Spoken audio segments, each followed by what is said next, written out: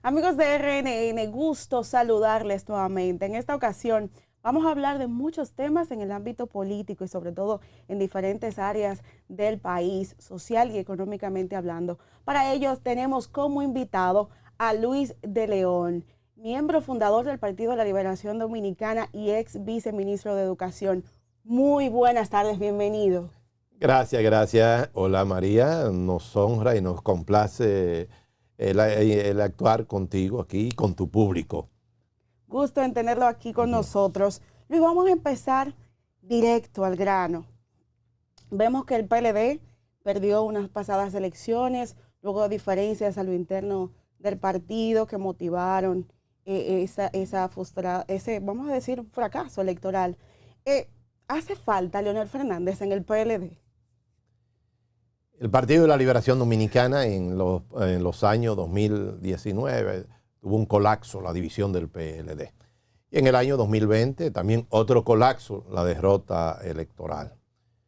En realidad, nosotros creemos que el partido, ese fue unos acontecimientos que han afectado y afectan la democracia. Quien les habla conjuntamente con la fuerza bochista del PLD, fundador del partido. Cuando yo tenía 18 años vine desde Montecristi y participé en el Congreso Constitutivo Juan Pablo Duarte, que dio nacimiento al Partido de la Liberación Dominicana. Y en la vida del partido nosotros llegamos y fundamos una organización de valores institucional que se llama la Fuerza Bochista del PLD, más de 21 años. Y desde la Fuerza Bochista del PLD nosotros dedicamos 3 años llamando la atención, la necesidad de que los dos liderazgos fundamentales de ese entonces, Danilo Medina, presidente constitucional, y Leonel Fernández, ex presidente de la República y presidente del partido, se pusieran de acuerdo en función de que nosotros denunciamos ante la comunidad nacional e internacional que había un plan internacional, un plan de sectores de injerencia extranjera, de sectores nacionales y de sectores de oposición política y de sociedad civil que tenían como propósito echar a pelear a estos dos líderes para dividir al PLD, y así fue y se logró eso. Qué duro y qué fatal para la República Dominicana eso, porque la democracia pierde enormemente cuando una organización política con 47 años que hizo toda una zapata nacional en 20 años de gobierno, ha construido en el país la estabilidad económica, la institucionalidad democrática, la modernización, el establecimiento de la tecnología en la República Dominicana como una herramienta fundamental para la educación, para los grandes cambios, pero también la conectividad internacional de la República Dominicana, que se ha convertido en una nación marca país, la revolución educativa, social, todo eso en 20 años. Entonces duele mucho el hecho de que dos liderazgos de esa categoría se enfrentaran sin razones de carácter ideológica, solamente que razones de poder, de partido, de liderazgo, pero sin razones de carácter sociales, ideológicas, doctrinarias, etcétera, etcétera. Todos los liderazgos son necesarios para la democracia. Todos los liderazgos, cuando se van, hacen falta, son necesarios, porque decía el profesor Juan Bosch que una nación sin líderes no puede desarrollarse. Como una familia, si no hay un liderazgo, como una institución. Si una institución no tiene un buen liderazgo para desarrollarse, para transformarse, no puede progresar. O una institución o una empresa, así mismo. Hablar de una nación, de una totalidad, eso necesita de liderazgo. Y cuando los partidos políticos se dividen, y en este caso, sobre todo nosotros denunciamos que había un propósito de injerencia extranjera y de sectores de sociedad civil de destruir el partidarismo político para generar toda esta improvisación que se genera en América Latina y el Caribe, cuando los políticos que han hecho carrera, con sus críticas y con sus situaciones, pero yo hablo de los políticos de valores, de honestidad, de patriotismo, de humanismo, los políticos que ponen por encima de sí al pueblo, a la gente. En fin, eso es altamente doloroso para una nación. ¿Usted cree que el PLD pueda volver a retomar el poder en 2024? Juan Bosch, nuestro líder histórico, nos enseñó que la política es de circunstancia y no se puede hacer de la política un ejercicio de adivinanza.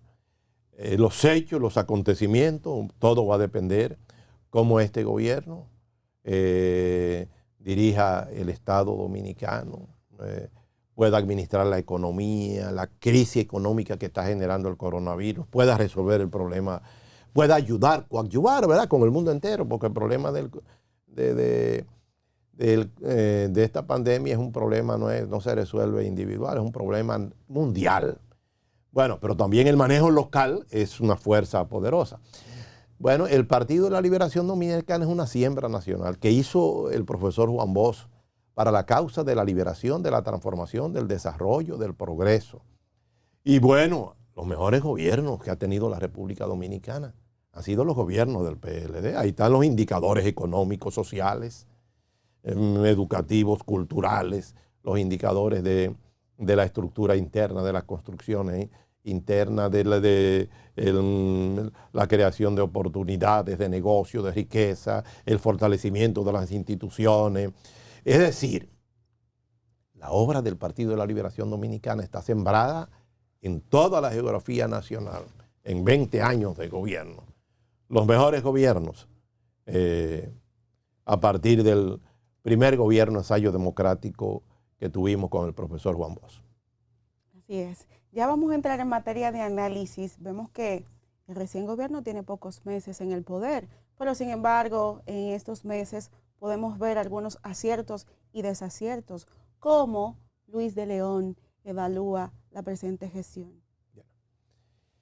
Bueno, hay que darle tiempo, pero ha sido aceptable la voluntad y la entrega y la dedicación del presidente Luis Abinader es más que evidente. Está armado de mucha fe, de mucha voluntad y de mucha inteligencia y capacidad para dirigir el país. Está en que el equipo que le acompaña es un equipo realmente que realice su labor. La labor que quiere el pueblo y que quiere el país, no la labor que quiera un funcionario en su propósito personal o individual, que creo que no deben ser otro, porque las posiciones de Estado son para servir, como decía el profesor Juan Bosch.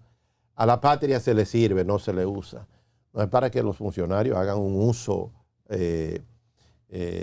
alegre del poder o un uso violando las leyes o la Constitución de la República, sino para que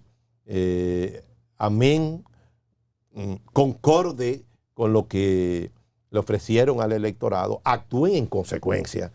Y naturalmente que en el gobierno se alcanza a ver improvisación, situaciones que ya observamos. No todo el mundo parece que está actuando al ritmo que quiere el presidente Luis Abinader. Y recordar que el PRM no es una fuerza uniforme, es una fuerza con muchas cabezas de playa, de aspiraciones particulares. Ojalá que sean lo suficientemente prudentes como para que no generen en el país, en el marco de una crisis económica, una crisis sanitaria, una crisis económica, y aún con la crisis de valores que tiene, la inversión de valores que tiene la República Dominicana y la mayoría de las naciones del mundo, porque el mundo ha dado un giro que es el personalismo, el individualismo, no la colectividad, no lo social. Y esa es una crisis, la crisis de esa pandemia muy terrible, que podría llevarse de paro muchos gobiernos. No me refiero al nuestro, que no sea así nunca. Porque es una crisis que lleva a las naciones a situaciones muy difíciles. Y si no hay liderazgo fuerte, liderazgo sabio, prudente, inteligente, de sacrificio y liderazgo de inteligencia múltiple. Si no se maneja bien las crisis, las naciones colapsan. Pero queremos que todos nosotros que vivimos en nuestra amada patria de Duarte, Sánchez, Mella, Luperón, en el marco de este mes de la patria, queremos que todo sea, la República Dominicana sea manejado con mucha inteligencia, con mucha capacidad, con mucho patriotismo, con mucho humanismo y con Dios por delante. Así es. Usted mencionaba un punto importante, los funcionarios. Mire, de conocimiento público, varios funcionarios del gobierno de Luis Abinader han estado en tela de juicio por casos de corrupción y 2 últimos casos de acoso sexual, entre ellos Leonardo Faña, que es muy reconocido. ¿Cree usted que esto sea una persecución política? ¿Cómo usted ve el manejo que ha tenido el presidente en torno a estos casos de sus funcionarios? No, efectivamente, han actuado en consecuencia y hay que seguir actuando, ¿no? Él ha sido el presidente muy vertical, muy en la ley, actuando en consecuencia inmediatamente. Eso es lo que se quiere. Realmente nosotros como Fuerza Bochista condenamos la corrupción, la de ayer y la de hoy, porque no basta el que está dirigiendo la cosa pública o los que están dirigiendo la cosa pública que demande que se condene la corrupción de ayer. También ellos, el pueblo entero, la sociedad entera, está vigilante con este tema de la corrupción y no está en la idea de tolerar que la corrupción siga convirtiéndose en el país en un problema institucional. Y por eso nosotros creemos que hasta ahora la posición que ha mostrado el presidente Luis Abinader ha sido consona con las acciones de corrupción y con las acciones que hemos visto de otros casos de violaciones sexuales y todo esto, aunque eso ahí está la justicia, que es parte del Estado, ¿no? Que no es el gobierno en sí, pero está el Ministerio Público, que es el gobierno, y en donde debe haber voluntad para todos estos casos, someterlos a la justicia y que en consecuencia la justicia haga que se cumpla la ley, condenando a aquellos que han violado la ley. Tenemos que la República Dominicana tiene que en materia de corrupción y en materia de estos tipos de violaciones sexuales, tiene que ser contundente. Y quien dirige el Estado debe saber que tiene al pueblo de frente, decidido a condenar y a actuar contra cualquier gobierno que sea tolerante contra estas violaciones de la ley.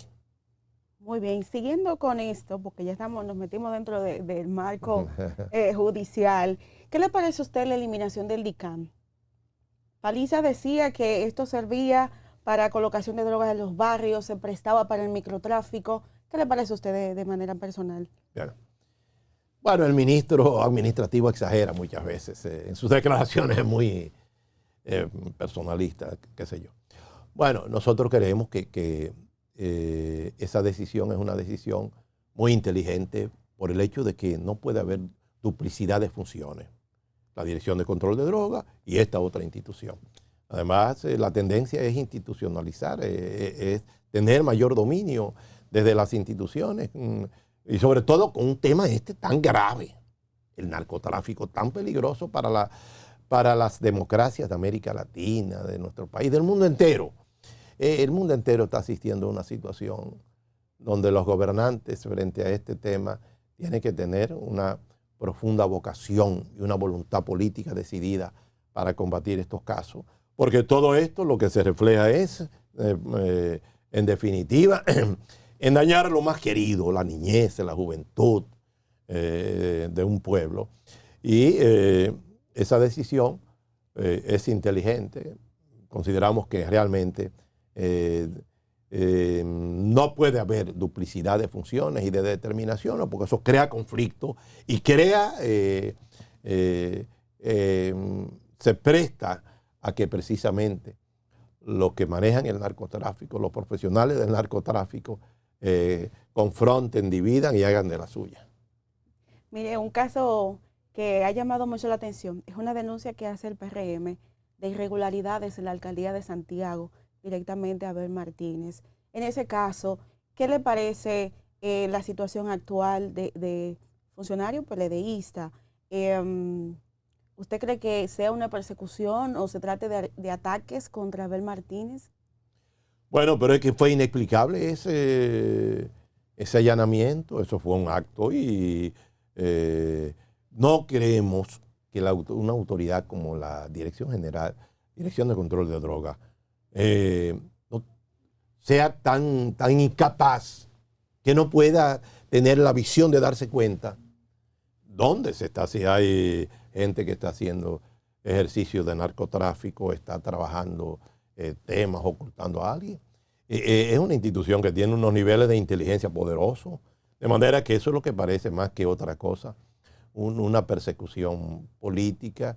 Además, debió ser cuidadoso porque se trataba en este caso de un alcalde de la ciudad, la segunda ciudad más importante del país. No porque el alcalde tenga licencia para delinquir o para cometer cualquier acción ilegal, sino porque se trata de una autoridad, que los daños que se puedan causar si usted lo hace mal o lo hace en la dirección de perseguirlo políticamente y hacen mucho daño a la institución y a la comunidad y a toda esa ciudad de Santiago. Muchísimas gracias. Vámonos al ámbito de salud.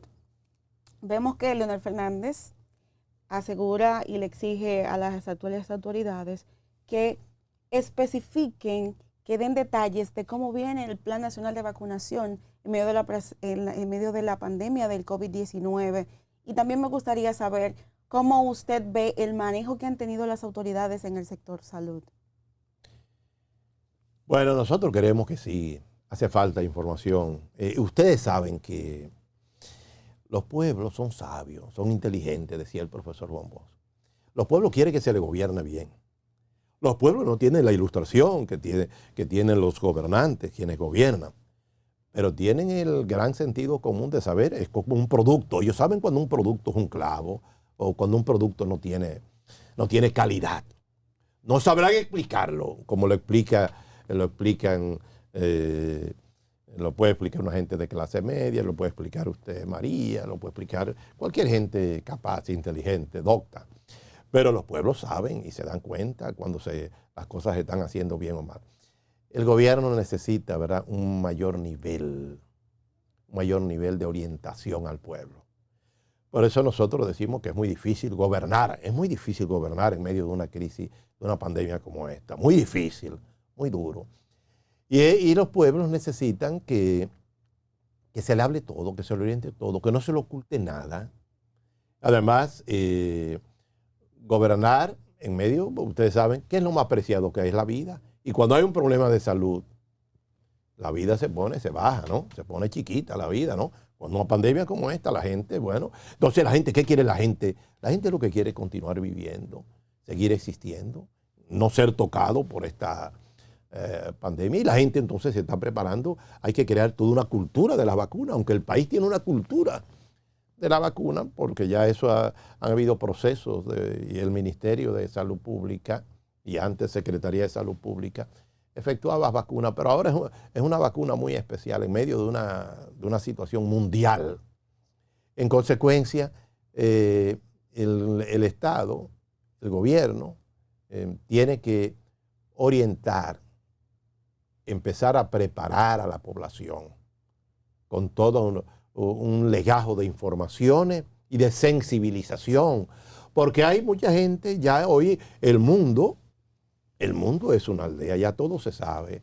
Ya la gente, el campesino que vive en Pedernales, en mi pueblo, Montecristi, el que vive en Higüey, ya sabe lo de Rusia, lo que está ocurriendo en Rusia, lo que está ocurriendo en Europa. En fracción de minutos. En fracción de minutos, ya lo sabe todo. Entonces ahora se necesita más calidad, más capacidad para informar, para orientar a la gente. Y en medio de esta pandemia, nosotros hacemos un llamado al Estado, al gobierno, al Ministerio de Salud Pública y todas las instituciones que tienen que ver con el tema de la salud, para prepararse a orientar mejor, a documentar mejor, sin politiquería, un ejercicio de sacrificio, de patriotismo. Es más, todos los que gobiernan ahora, que están dirigiendo el país, deben tener una actitud patriótica. Vaya esto en el mes de la patria y en el trimestre de la patria, como nosotros decimos en educación, porque es todo un trimestre que va del 26 de enero al 30 de marzo, incluyendo entonces el aniversario del nacimiento de Francisco de Rosario Sánchez, porque el mes de la patria termina el 27 de febrero y deja esa fecha fuera, pero nosotros incluimos en educación, incluimos también las batallas de independencia, las dos principales que fueron determinantes, la batalla del 19 de marzo y del 30 de marzo. En consecuencia, nosotros creemos que las autoridades deben tomarse a pecho el patriotismo. Este es un momento patriótico de humanidad. Este es un momento por eso nosotros decimos que gobernar al país en medio de una situación como esta se requiere de mucho sacrificio y mucho cuidado, porque ahora el pueblo está más atento. Si no se dan cuenta, creo que se dan cuenta, pero el pueblo está en las casas, el pueblo está muy informado, ahora la gente está muy documentada. Ahora sí es verdad que la gente está documentada a través de las redes sociales, de la televisión, la radio, la tecnología en sentido general. La gente está muy lista para saber cómo lo van a tratar y con qué le van a venir. De manera que por eso el Estado, el gobierno, y todos nosotros, ¿no? La misma sociedad, las instituciones, porque el país es uno solo, el país es de todos. El país no es del gobierno, el país es de todos los dominicanos, de todos los sectores sociales. Y en consecuencia todo el mundo, es más, este es un momento de unidad nacional. Este es un momento de unidad. Con toda esta situación que se está dando en el mundo y que se da en el país, es un momento de alta humanidad, de alta sensibilidad social, de alta solidaridad. Se necesita mucha solidaridad. El gobierno, por ejemplo, con todos estos programas, son programas de solidaridad para ayudar a los más pobres, a los que viven en la indigencia social. Y bueno, y todas las instituciones y todos los sectores sociales debemos estar listos para cooperar y para actuar en consecuencia. Entrando a su área de trabajo, que es la educación, como ex viceministro de Educación, ¿cómo califica usted el proceso de educación a distancia que se viene desarrollando? ¿Cree usted que hay eficacia o una mayor tasa de deficiencias? Si se ha dado cobertura a nivel nacional, ¿cómo usted ve ese plan? Bueno, es una situación muy difícil, ¿verdad? Bueno, el gobierno, el ministerio ha actuado en consecuencia con la puesta en marcha de este tipo de educación virtual, educación a distancia, una realidad nueva, totalmente nueva, no es igual a la educación normal, presencial, y lo sabemos que no podemos exigir que el rendimiento escolar, la calidad de la educación no puede ser igual. Pero lo importante es hacer todo el esfuerzo y lo que no se podía permitir es que el año escolar colapsara. Y eso nosotros creamos mucha conciencia respecto a eso cuando comenzó el año escolar el 2 de noviembre del año pasado. No se podía permitir, lo que hay que motorizar la educación está funcionando ahora con esta nueva realidad de la virtualidad que, como decía el presidente de la República, Luis Abinader, en un discurso, llegó para quedarse, y yo creo que sí, porque son herramientas, por ejemplo, la educación por televisión, por plataformas digitales, que es la más difícil, ¿verdad? Son difíciles todas. La educación por la vía de televisión, nadie había visto en el mundo todos estos canales de televisión, desde 9 de la mañana a 12 del mediodía, 3 de la tarde hasta 5 de la tarde. Toda esa educación que nosotros recibimos en todos aquellos tiempos, ahora, pero educación moderna, ahora más, con mayor nivel de dinamismo. Y observamos, por ejemplo, yo que soy abanderado, el himno nacional todos los días, por la mañana, en la tarde. Ahora que estamos en unos tiempos de patria, donde en el marco de esta situación se valora mucho los símbolos patrios, el himno nacional, el escudo, la bandera, que por cierto la bandera debe desplegarse durante todo este tiempo al frente de las casas, en los centros educativos. Las instituciones públicas las tienen, creo que sí, ustedes las observan. Bueno, entonces este modelo de nueva educación a distancia, habían experiencias aquí, algunas experiencias, pero muy mínimas. todo el país yo creo que la gente ha ido un poco tomando el piso, adaptándose. Esto ha unido un poco a la familia tiene que involucrarse con los hijos en las enseñanzas. Hay muchas cosas, hay situaciones ahí que sabemos que no operará con facilidad ese aprendizaje, pero lo importante es la voluntad, el sistema está funcionando. Bueno, nosotros esperamos que esa sea una situación que vaya mejorando de día en día, pero lo importante es que el pueblo, la sociedad, la gente lo ha asumido, tanto en el sector público como en el sector privado, y nosotros esperamos que ya esto cambie, que llegue, como esperamos que la pandemia dé el respiro, que baje la guardia, como se dice, ¿no? Y que en consecuencia vayamos a los niveles ya presenciales, a determinadas regiones del país donde no haya un dato estadístico que diga que la pandemia actúa con mucha frecuencia. Precisamente esa era la crítica de amplios sectores que se sentían preocupados por los niveles de pobreza que hay en el interior del país, donde muchos jóvenes quizás no van a poder acceder a la radio o a la televisión. ¿Usted comparte esa preocupación también? Sí, claro, esa es una preocupación legítima, cierto. Pero creo que el ministerio y el ministro está consciente de que ese es el paso, que ya vamos hacia esa situación.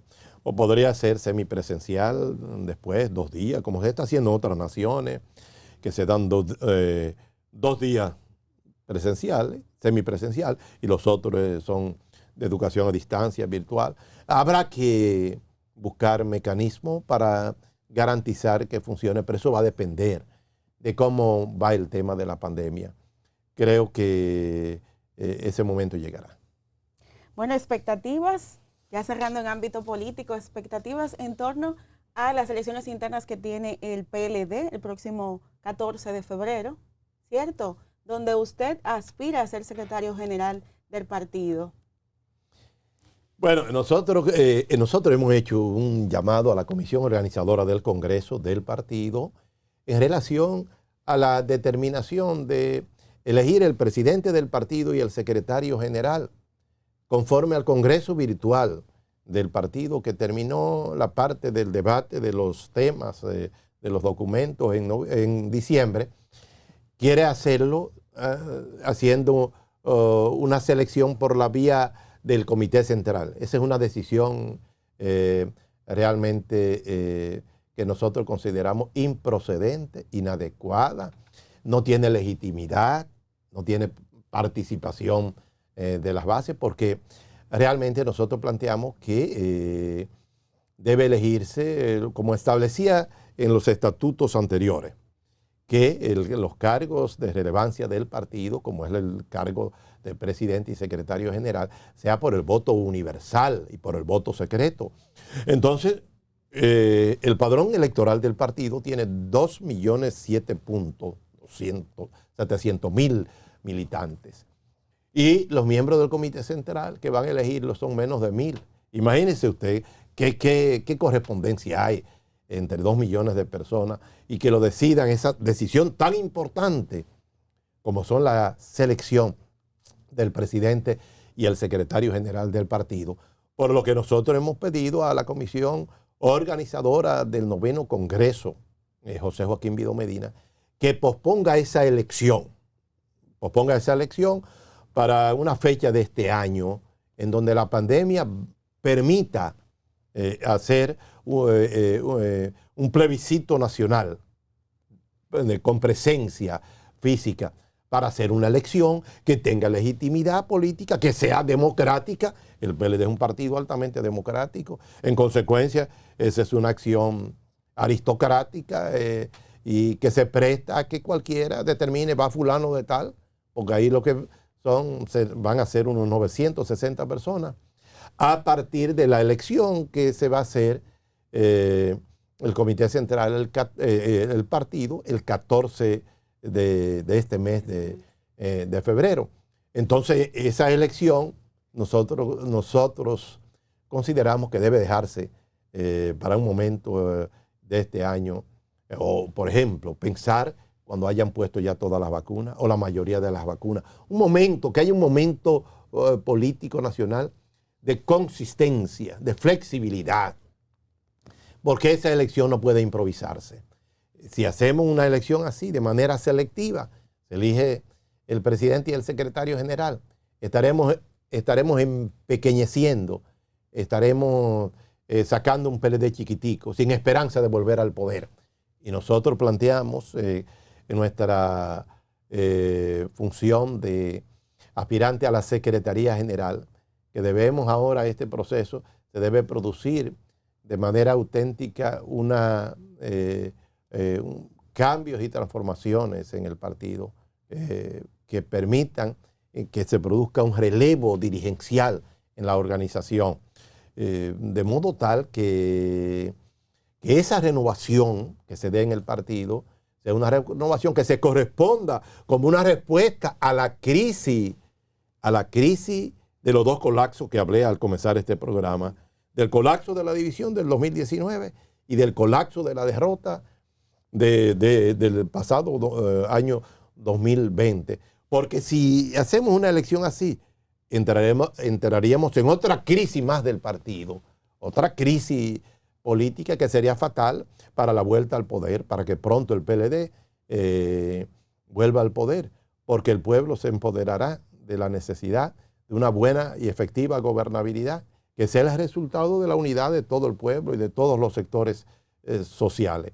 Nosotros llamamos a través de este programa a la comisión organizadora del Congreso, que se tome muy en pecho esto de elegir el presidente y el secretario general, porque el partido necesita autoridades que sean de renovación. Y cuando hablo de renovación, no hablo necesariamente de rostro por rostro. Tenemos que elegir gente que tenga, primero, que tenga carrera política, historia, que tenga trabajo social y que tenga valores éticos y morales, porque hay que volver al bochismo. Nosotros planteamos la necesidad de que el Partido de la Liberación Dominicana hay que rescatarlo, hay que relanzarlo, que este partido tenemos que hacer una renovación y que parte del liderazgo político, vale decir, el comité político, tiene que ser sensible y comprender que el pueblo está demandando del PLD y que la democracia necesita del PLD, pero necesita un PLD renovado, no un PLD indiferente frente a acontecimientos que han ocurrido y que entiendan la política, como decía José Martí, la política es táctica y estrategia, o como decía el profesor Juan Bosch, la política es ciencia y arte, o como decía también el profesor Juan Bosch, la política es lo que más se parece a la guerra. Y decía él, cuando el Estado Mayor pierde la guerra, debe hacer una retirada y reflexionar y permitir a otros. Yo creo que debe producirse un gran cambio dentro del Partido de la Liberación Dominicana, porque como lo dijo el profesor Juan Bosch, el PLD no es de personas, ni de individuos, ni de sectores. El dueño del PLD es el pueblo dominicano. Y el pueblo dominicano necesita y sabe que el PLD, con esos 20 años de una buena gobernabilidad, el PLD tiene fuerza social, voluntad nacional y capacidad para que la República Dominicana, contribuir a que la República Dominicana siga el camino que le enseñó el PLD, que fue el camino del desarrollo, del crecimiento económico, del progreso, de la modernización, del combate a la pobreza, de la comprensión, de la institucionalidad democrática, del respeto entre todas y todos los dominicanos, etcétera, etcétera. ¿A quién usted cree que Reinaldo Pared dará su apoyo a propósito de un tuit que escribió acerca de que el nuevo secretario general debe tener raíces en el PLD y dijo que lo adelante nos haría quién puede ser esa persona? ¿Usted cree? ¿Tienen alguna idea de quién podría ser? Bueno, efectivamente, él conoce el partido y él sabe lo que ha ocurrido. Yo no creo que se pueda elegir un secretario general que esté ligado a situaciones con la justicia, o un secretario general, aunque no esté ligado ahora, venga 3 meses o 4 o 5 o 6 meses, venga un problema de justicia. Se le hace un daño terrible al partido. Exacto, claro. Hay que elegir una gente que tenga eso, como él dijo, raíces, que tenga rango moral, que tenga compromiso con el pueblo, con la sociedad. Y como dijo el partido también, en las decisiones que tomó el Congreso virtual del partido, que no sea gente que tenga un proyecto político para ir a la presidencia de la República, para tomar la Secretaría General para un proyecto nacional. El partido necesita de mucha comprensión. Hay que abrir el partido, la Secretaría General, con la Secretaría General, que es la posición, la dirección ejecutiva del partido, tiene que abrirse al pueblo, a la sociedad, con todo lo que ha ocurrido. Bueno, el partido, se cerraron todos los locales. Y decía el profesor Juan Bosco, un partido con los locales cerrados no existe. El partido tiene que abocarse a aperturar todos sus locales. Y para eso se necesita una Secretaría General Ejecutiva con fuerza moral, con fuerza de historia, con fuerza social, con raíces, con compromiso, y que su único compromiso sea el potencializar al partido, rescatar el partido, relanzarlo, fortalecer el partido y unir, es decir, unir, fortalecer la unidad del partido, que ha quedado muy resquebrajada con todo lo que ha ocurrido después de esos dos acontecimientos que señalamos. Bueno, muchísimas gracias. De esta manera nosotros finalizamos, señores, agradeciéndoles haber llegado hasta el final de esta entrevista. Como siempre, recordarles que nos sigan a través de nuestras redes sociales, donde ampliamos estos contenidos, y también en nuestro portal web. Tenemos que aprovechar para enviarle un saludo a su hija Lila, que me dijo: yo voy a estar viendo y voy a seguir hasta el final de esta entrevista. Bueno, un abrazo y un beso desde la distancia a mi queridísima hija Lila Caro, que le puse Lila por mi madre, okay, su abuela. Su abuela. Y le puse Carol por el Papa Carol Wojtyla. Yo soy católico. Ay, y soy admirador de esos dos papas, pero de Carol Wojtyla y del Papa Francisco, que es de aquí, de la región, de América, de Argentina. Ay, muy bonito. Bueno, señores, hasta la próxima. Nos vemos.